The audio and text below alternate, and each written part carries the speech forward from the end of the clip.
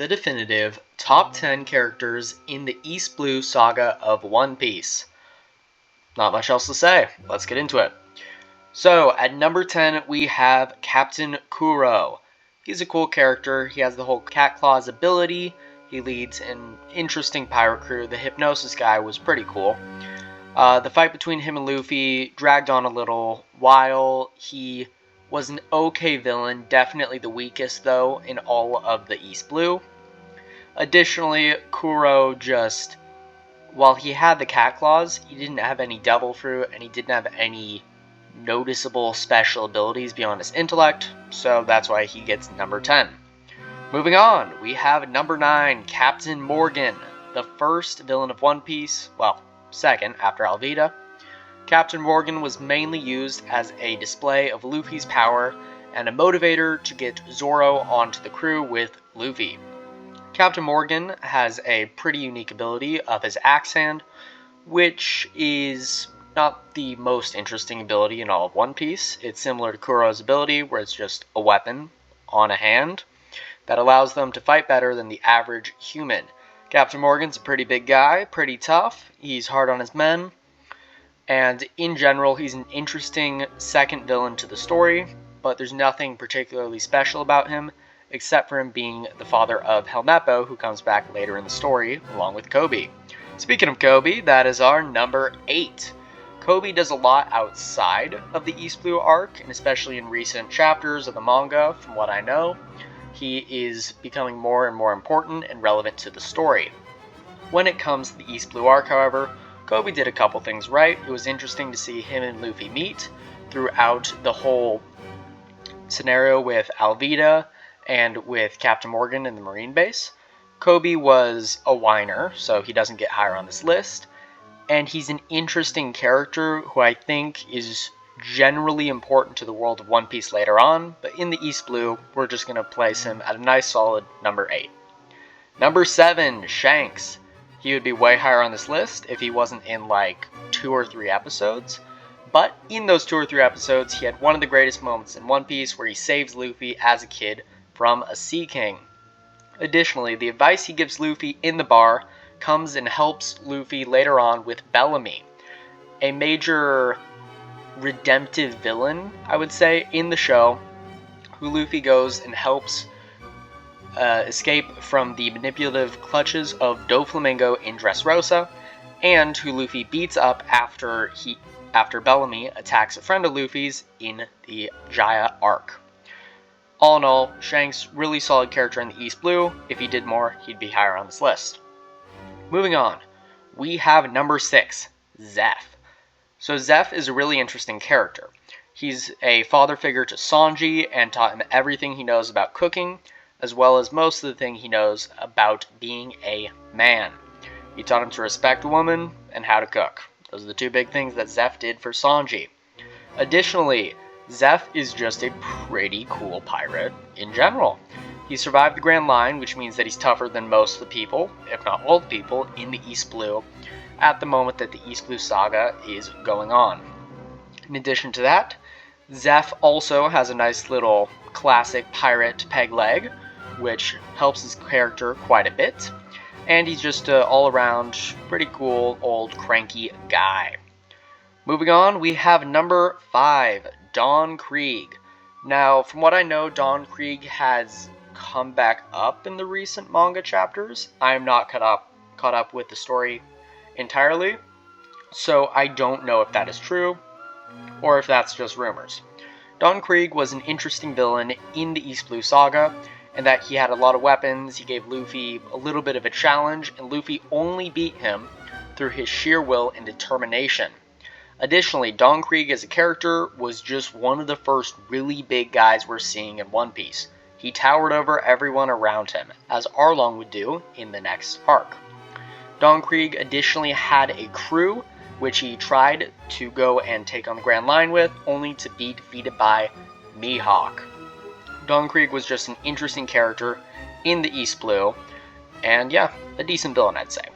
Mihawk will not be on this list, though, because while he has an epic scene in the East Blue, he does much more outside of it, and therefore will not be included upon the East Blue tier list I am making today. After Don Krieg at number 5, at number 4, we have Arlong. Arlong is a personal favorite of mine because of his backstory later on in Fishman Island. I believe he is the first major, well-done villain in One Piece. He has a backstory, motivations for doing what he does, and additionally, characters can empathize with him after they learn about his backstory with the Sun Pirates some 400-something episodes later. While Arlong is in the story, he has a phenomenal dynamic with Nami, where he is an abusive, evil guy, and then Luffy has to go and save Nami in the infamous, well, famous, Walk to Arlong Park scene, one of the more highly rated scenes in all of One Piece. Arlong just really makes the Arlong Park arc quite special, and the first arc, I would say, in the East Blue that has some stakes to it. Luffy could lose a crew member. Luffy could lose the battle.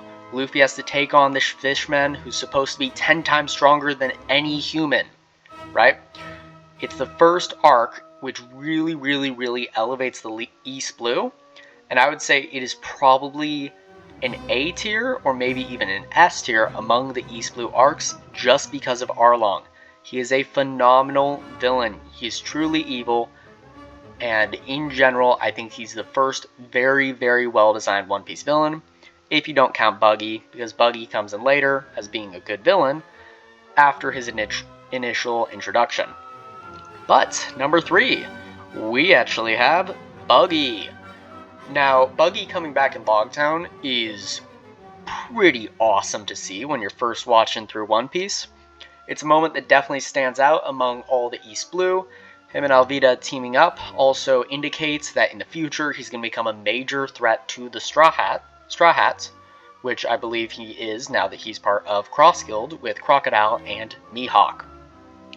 Buggy is sort of the guy who just stumbles his way into more power and better positions for himself.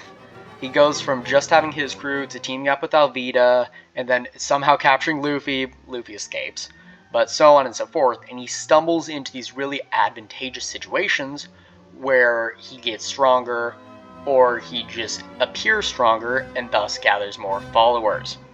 Buggy is a phenomenally designed character in that he's not really good at being a villain, but he's very entertaining to watch, and in addition to that, Buggy also is just a fan favorite character because he's Buggy D. Clown, Emperor of the Sea in the modern day. However, when it comes to the East Blue arc, I think he ranks number 3 and not number 1 or 2 outside of the Straw Hats. Forgot to mention, no Straw Hats are going to be on this list, otherwise they would dominate. Buggy ranks number 3 simply because he did a lot of stuff and him coming back was cool, but he cannot compare with our number 1 and number 2. That number 2 being Smoker. The general atmosphere of Smoker is probably one of the best atmospheres any character in One Piece has. He is an absolute badass from the moment you meet him. He is a serious guy. He doesn't care about fooling around. He wants to get his job done. When Luffy escapes, he pursues him.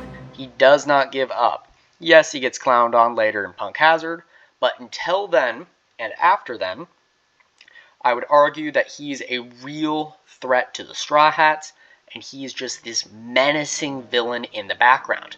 But he also has a heart, as seen in Alabasta when he wants to take down Crocodile after learning of the evil deeds that Crocodile has done to the people in Alabasta.